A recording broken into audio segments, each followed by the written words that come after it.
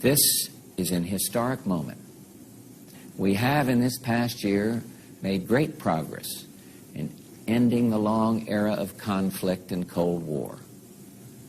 We have before us the opportunity to forge for ourselves and for future generations a new world order, a world where the rule of law, not the law of the jungle, governs the conduct of nations.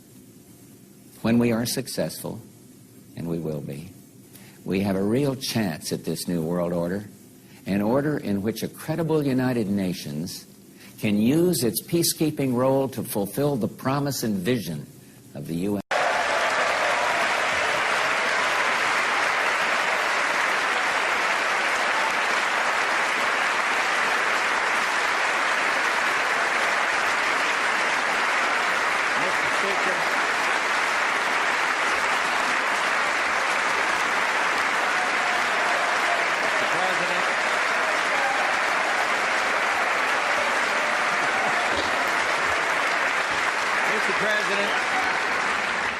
Mr. President and Mr. Speaker,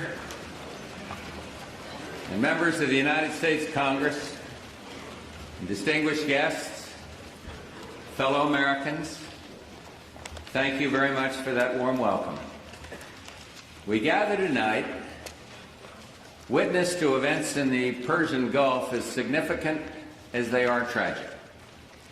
In the early morning hours of August 2nd, following negotiations and promises by Iraq's dictator, Saddam Hussein, not to use force, a powerful Iraqi army invaded its trusting and much weaker neighbor, Kuwait. Within 3 days, 120,000 Iraqi troops with 850 tanks had poured into Kuwait and moved south to threaten Saudi Arabia. It was then that I decided to act to check that aggression. At this moment, our brave servicemen and women stand watch in that distant desert and on distant seas, side by side with the forces of more than 20 other nations. They are some of the finest men and women of the United States of America, and they're doing one terrific job.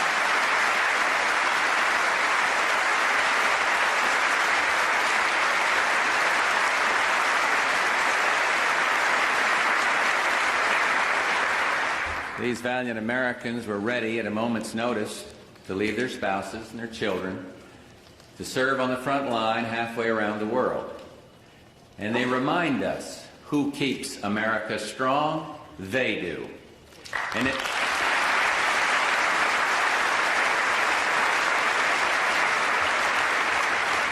in the trying circumstances of the Gulf, the morale of our servicemen and women is excellent. In the face of danger, they're brave, they're well-trained, and dedicated.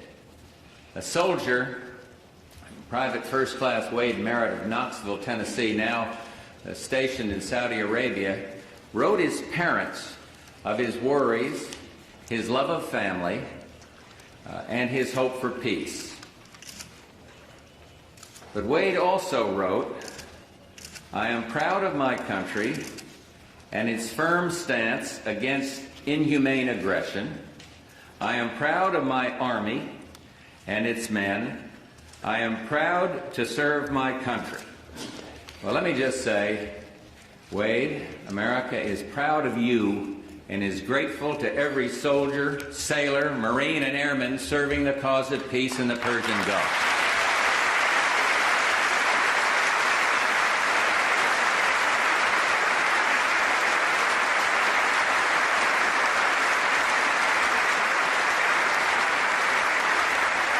I also want to thank the chairman of the Joint Chiefs of Staff, General Powell, the chiefs here tonight, our commander in the Persian Gulf, General Schwarzkopf, and the men and women of the Department of Defense. What a magnificent job you all are doing, and thank you very, very much from the grateful people.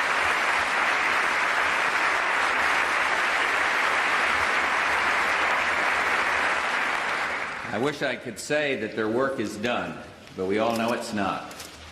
So if there ever was a time to put country before self and patriotism before party, the time is now. And let me thank all Americans, especially those here in this chamber tonight, for your support for our armed forces and for their mission. That support will be even more important in the days to come. So tonight, I want to talk to you about what's at stake, what we must do together to defend civilized values around the world and maintain our economic strength at home.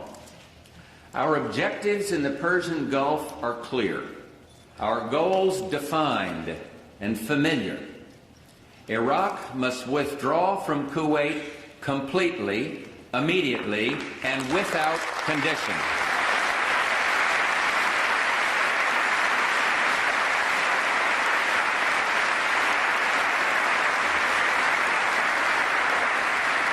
Kuwait's legitimate government must be restored. The security and stability of the Persian Gulf must be assured, and American citizens abroad must be protected.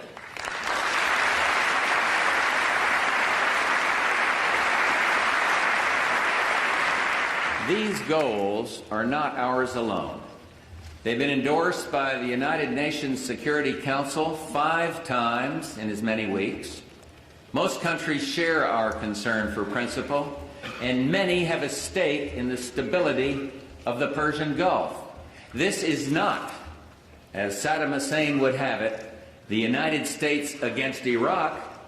It is Iraq against the world. And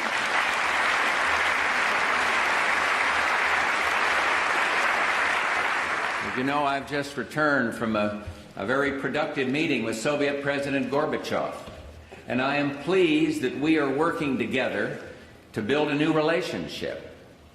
In Helsinki, our joint statement affirmed to the world our shared resolve to counter Iraq's threat to peace. Let me quote, "We are united in the belief that Iraq's aggression must not be tolerated. No peaceful international order is possible if larger states can devour their smaller neighbors. Clearly, no longer can a dictator count on East-West confrontation to stymie concerted United Nations action against aggression."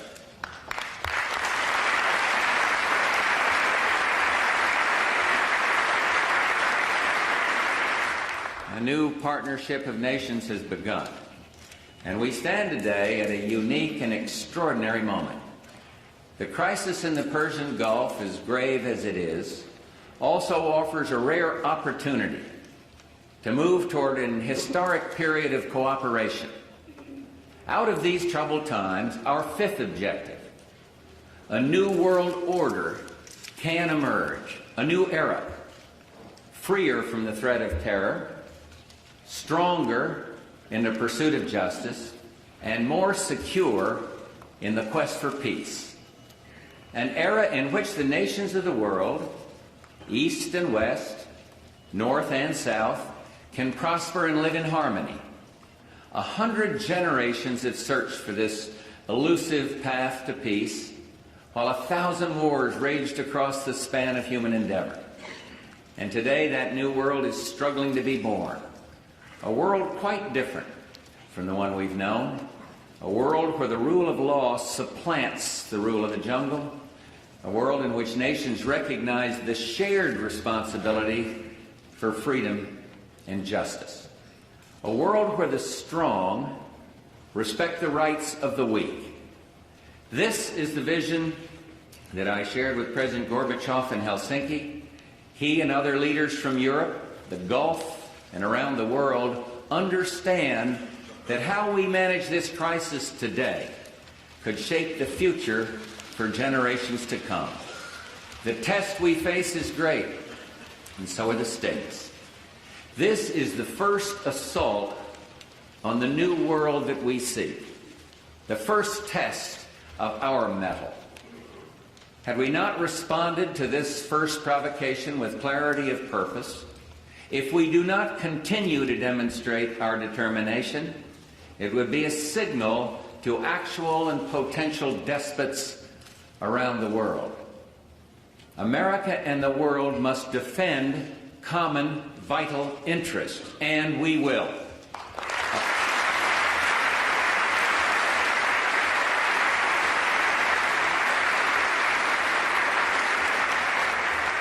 America and the world must support the rule of law, and we will.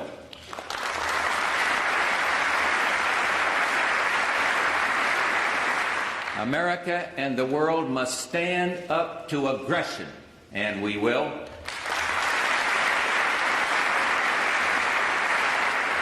And one thing more, in the pursuit of these goals, America will not be intimidated.